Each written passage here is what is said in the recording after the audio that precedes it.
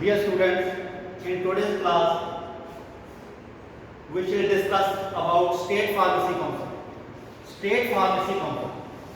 Under the provisions of Pharmacy Act 1948, each state is required to constitute a council known as State Pharmacy Council. जो State Pharmacy Council है, it is required to be constituted by state government. सबसे पहले जो है हम देखेंगे कि इस मेंबर कौन कौन से होते हैं. What is the constitution of state pharmacy council. State pharmacy council के जो है मेंबर्स कौन कौन से होते हैं. जो पहली टाइप के जो मेंबर्स हैं दोज आर इलेक्टेड मेंबर्स, यानी कि 6 persons are elected. 6 persons are elected by registered pharmacist of the states. जैसे कि सपोज करो हम पंजाब फार्मेसी काउंसिल की बात कर रहे हैं, तो पंजाब फार्मेसी काउंसिल के मेंबर्स कौन कौन से होते हैं. पहले है कि 6 persons are elected by registered pharmacist. Suppose करो पंजाब में 50,000 रजिस्टर्ड फार्मासिस्ट हैं, तो इलेक्शनों में 15 के करीब खड़े हो जाते हैं registered pharmacist. Of those 15, 6 registered pharmacist will be elected by the registered pharmacist of the state. 50,000 की वोटिंग वगैरह होगी, तो जिस 6 रजिस्टर्ड फार्मासिस्ट को मैक्सिमम वोट्स वगैरह पड़ेंगी, दो 6 person will be the members of state pharmacy council. ठीक, तो 6 जो रजिस्टर्ड फार्मासिस्ट हैं वो इलेक्ट किए जाते हैं बाय रजिस्टर्ड फार्मासिस्ट देमसेल्फ.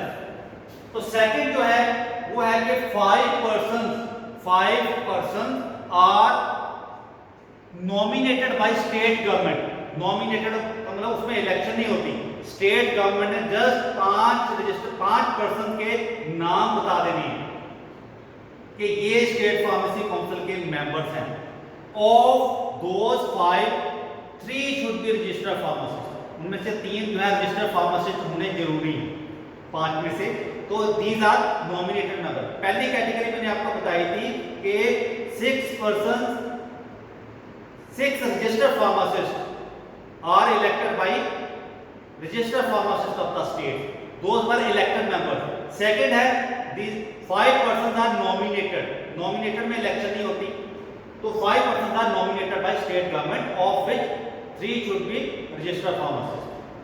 तो 1 person is elected by state medical council. State medical council के जो मेंबर्स हैं उनके द्वारा 1 पर्सन को जो है इलेक्ट किया जाता है. तो ये तो थे इलेक्टेड और नॉमिनेटेड मेंबर. इसके बाद 3 एक्स ऑफिशियो मेंबर्स होते हैं.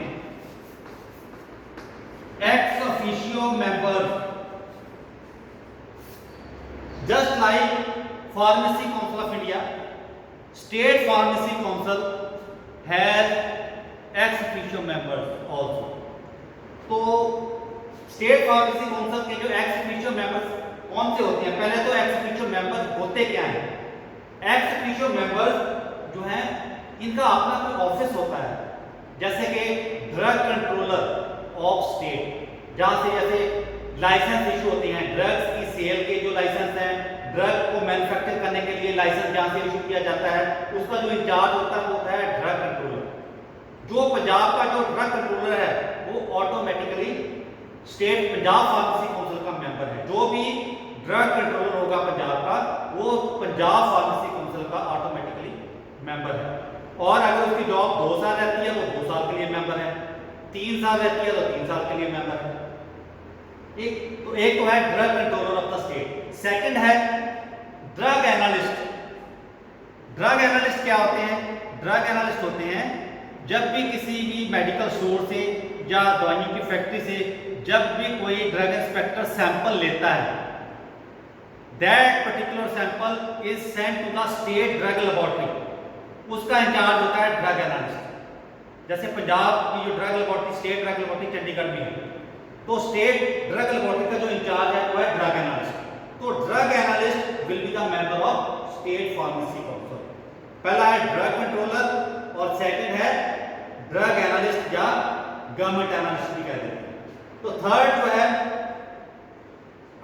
वो है कि ड्रग कंट्रोल डिपार्टमेंट का एक हो गया और थर्ड है मेडिकल सर्विसेज का जो इंचार्ज है, एक तो ड्रग कंट्रोलर स्टेट का, सेकेंडली ड्रग एनालिस्ट, और मेडिकल सर्विसेज का जो इंचार्ज है वो भी जो है स्टेट फार्मेसी काउंसिल का मेंबर होता है। तो 3 मेंबर्स ऐसे हैं जो गवर्नमेंट जॉब में गवर्नमेंट ऑफिस होल्ड करते हैं, उनका अपना कोई ऑफिस होल्ड करते हैं, लेकिन वो साथ के साथ स्टेट फार्मेसी काउंसिल के मेंबर्स भी होते हैं।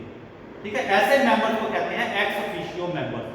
तो अब मैंने आपको बताया कि स्टेट फार्मेसी काउंसिल के मेंबर्स कौन कौन से होते हैं। तो पहला तो था कि 6 रजिस्टर फार्मासिस्ट की इलेक्शन होती है, सारे रजिस्टर फार्मासिस्ट 6 बंदों को अपने आप में से इलेक्ट करते हैं। सेकंड बताया कि 5 person are nominated by state government of which 3 should be registered pharmacist. तो थर्ड बताया था कि 1 person is elected by state medical council from the members. तो उसके बाद 3 एक्स ऑफिशियो मेंबर्स हैं। तो इसका मतलब है 6 + 5 11 12 15 मेंबर हो गए स्टेट फार्मेसी काउंसिल। ठीक, तो एक्स ऑफिशियो मेंबर जो है 3 बताए मैंने आपको, drug controller of the state, drug analyst, अगर किसी स्टेट में ड्रग एनालिस्ट 2 या 3 ये 2 से ज्यादा है तो जो भी जिसको भी जो स्टेट गवर्नमेंट है जिसको भी नॉमिनेट करेगी, that drug analyst will be the member of state pharmacy council. और थर्ड जो मैंने आपको बताया एक्सक्लूसिव मेंबर वो है मेडिकल सर्विसेज का जो इंचार्ज है वो जो है मेंबर होगा स्टेट फार्मेसी काउंसिल का। तो immediately after the constitution of state pharmacy council the council is required to elect its president and vice president, moreover registrar of state pharmacy council. तो ये तो हुआ कॉन्स्टिट्यूशन। तो now we will discuss about the function. पहला तो था कि इसके मेंबर्स कौन कौन से होते हैं। अब स्टेट फार्मेसी काउंसिल के काम कौन कौन से होते हैं, which function are required to be performed by state pharmacy council. State pharmacy council कौन कौन से फंक्शन को परफॉर्म करती है। स्टेट फार्मेसी काउंसिल जो है पहला इंपॉर्टेंट फंक्शन जो है टू मेंटेन द रजिस्टर। अब बच्चे डी फार्मेसी का कोर्स कंप्लीट करने के बाद 3 महीने की प्रैक्टिकल ट्रेनिंग कंप्लीट करने के बाद स्टेट फार्मेसी काउंसिल के ऑफिस में जाती हैं फॉर रजिस्ट्रेशन। तो स्टेट फार्मेसी काउंसिल जो है ये चेक करती है कि the candidate has requisite qualification और नॉट। तो रिक्विजिट क्वालिफिकेशन क्या है, बच्चे ने +2 मेडिकल या नॉन मेडिकल के बेस पे डी फार्मेसी में एडमिशन ली है, +2 का सर्टिफिकेट चेक करेंगे। उसके बाद डी फार्मेसी कहाँ से की है, वो रिकॉग्नाइज्ड कॉलेज है फार्मेसी काउंसिल ऑफ इंडिया से। उनके पास लिस्ट होती है कि फार्मेसी काउंसिल ऑफ इंडिया के रिकॉग्नाइज्ड कॉलेज कौन कौन से हैं। तो उस लिस्ट में जैसे अपना ये मेहरचंद पॉलिटेक्निक है, तो मेहरचंद पॉलिटेक्निक जो है फार्मेसी काउंसिल ऑफ इंडिया से रिकॉग्नाइज है, तो लिस्ट में उसका नाम होगा मेहरचंद पॉलिटेक्निक का। तो after +2 2 years D pharmacy course किसी रिकॉग्नाइज्ड कॉलेज से किया है, 3 महीने की उसके बाद प्रैक्टिकल ट्रेनिंग आपने किसी वैलिड इंस्टीट्यूशन, वैलिड हॉस्पिटल से, जैसे सिविल हॉस्पिटल है, तो वहां से आपने की है, which should be spread over minimum 500 hours, 500 घंटे जो है प्रैक्टिकल ट्रेनिंग आपने की है। ठीक, तो उसके बाद आपकी एज मिनिमम 18 इयर्स है। तो ये सारी बातें चेक करने के बाद जो रजिस्ट्रार हैं वो आपसे फीस वगैरह जो है जितनी भी उन्होंने प्रेस्क्राइब रिक्विजिट फीस रखी हुई है for registration, first time registration, वो सब कुछ जो है डॉक्यूमेंट चेक करने के बाद आपसे जो है एक एफिडेविट लेते हैं। एफिडेविट में क्या आपको जो है अंडरटेकिंग जो है की जाती है, वो है कि आप इससे पहले किसी स्टेट फार्मेसी काउंसिल में आपकी रजिस्ट्रेशन नहीं है, ये पहली बार आप जो है स्टेट फार्मेसी काउंसिल से रजिस्ट्रेशन करवा रहे हो। अगर पहले किसी स्टेट में आपकी रजिस्ट्रेशन हो चुकी है तो वहां से आपने कटवा के वो सीट लानी पड़ेगी, फिर आप स्टेट पंजाब फार्मेसी काउंसिल के ऑफिस में जाना है कि पहले मेरे हरियाणा में थी या और किसी स्टेट में थी, वो ये स्लिप देखो मैंने वहां से कटवा ली। ठीक है। ये सारे डॉक्यूमेंट चेक करने के बाद registrar of state pharmacy council is required to enter your name in the register of state pharmacy council and give you a certificate in the prescribed form.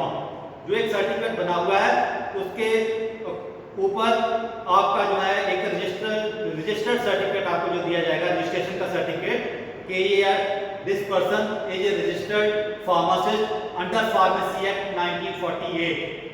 ठीक, वहां पे आप ये एक बार रजिस्ट्रेशन जो है अगर आपकी होती है that is valid for 5 years. 5 years के लिए जो है आपकी रजिस्ट्रेशन जो है वो वैलिड होती है। तो after 5 years you have to renew it. तो स्टेट फार्मेसी काउंसिल के ऑफिस में आपको फिर 5 साल के बाद जाना पड़ेगा उसको रिन्यू करने के लिए। तो रिन्यू जब आप करवाओगे फिर रिक्विजिट फीस लेने के बाद आपकी जो है रिन्यू जो है वो दोबारा फिर 5 साल के लिए कर देते हैं। फर्स्ट टाइम जो है सारे डॉक्यूमेंट्स वगैरह आपको सबमिट करने पड़ते हैं, लेकिन बाद में जो है जस्ट आपकी जो है रजिस्ट्रेशन और आपकी रेजिडेंस का जो प्रूफ है वो मांगा जाता है और आपकी जो है रिन्यू कर देते हैं रजिस्ट्रेशन। तो ये सबसे बड़ा जो है फंक्शन है स्टेट फार्मेसी काउंसिल का। तो सेकेंडली जो दूसरा बड़ा है काम जो फंक्शन है स्टेट फार्मेसी काउंसिल का, रिमूवल ऑफ नेम। तो अगर स्टेट फार्मेसी काउंसिल की ध्यान में आता है if it comes to the notice of state pharmacy council that the candidate has been found guilty of any offence under drug and cosmetic act और narcotic drugs and psychotropic substances act, वो जो medical store है उसमें नशा वगैरह रख रहा है, ड्रग एंड कॉस्मेटिक की कंडीशन को फॉलो नहीं कर रहा, then his name may be remove from the register of registered pharmacist. तो ये नहीं कि एक बार आपका नाम रजिस्टर्ड फार्मासिस्ट के रजिस्टर में एंटर हो गया तो उसके बाद आप नाम निकाला नहीं जाएगा। तो नाम निकाला जाएगा लेकिन कोई बेस बना के निकाला जाएगा। अगर आपको दोषी माना जाता है किसी ऑफेंस का, आप कोई कानून की उल्लंघना करते हो, ठीक, if you have been found guilty of any offence under drug and cosmetic act और narcotic drugs and psychotropic substances act, तो फिर जो आपका नाम रिमूव किया जाता है। या फिर आप रिन्यूअल नहीं करवाते, 5 साल के बाद विद इन स्टिपुलेटेड टाइम नहीं जाते आप, या फिर if your name has been entered due to some error, कई बार कोई उनसे भी गलती हो सकती है, फिर जो है आपका नाम जो है रजिस्टर से निकाला जा सकता है।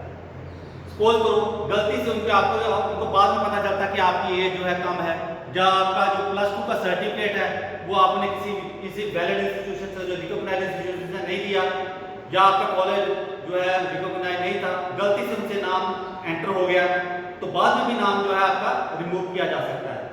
ठीक, या आपका जो you have been found guilty of any offence under pharmacy act और drug and cosmetic act, narcotic drug and psychotropic substances act, या आप ड्रग इंस्पेक्टर को आप जो है उसके साथ आप उसको मिसबिहेव करते हो, अगर वहां पे इंस्पेक्शन करने आता है मिसबिहेव करते हो तो फिर भी आपका नाम जो है रजिस्टर से निकाला जा सकता है।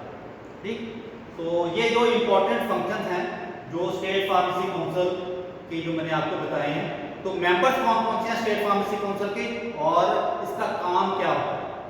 ठीक है, तो ये जो under the provisions of pharmacy act 1948 constitute की जाती है स्टेट फार्मेसी काउंसिल, तो उसके अकॉर्डिंगली आपको मैंने बताया कि 15 मेंबर्स होते हैं स्टेट फार्मेसी काउंसिल के, से जो 6 पर्सन है वो तो रजिस्टर्ड फार्मासिस्ट इलेक्ट करते हैं, 5 पर्सन को स्टेट गवर्नमेंट नॉमिनेट करती है, एक मेडिकल जो स्टेट मेडिकल काउंसिल है वो इलेक्ट करते हैं, और 3 एक्स ऑफिशियो मेंबर्स होते हैं, drug controller of state, drug analyst और जो मेडिकल सर्विसेज का इंचार्ज है, वो ये 3 जो हैं ये एक्स ऑफिशियो मेंबर्स हैं। तो उसके बाद मैंने आपको फंक्शन बताए हैं कि आप जो स्टेट फार्मेसी काउंसिल है वो कौन कौन से फंक्शन को परफॉर्म करती है। Okay, thank you very much.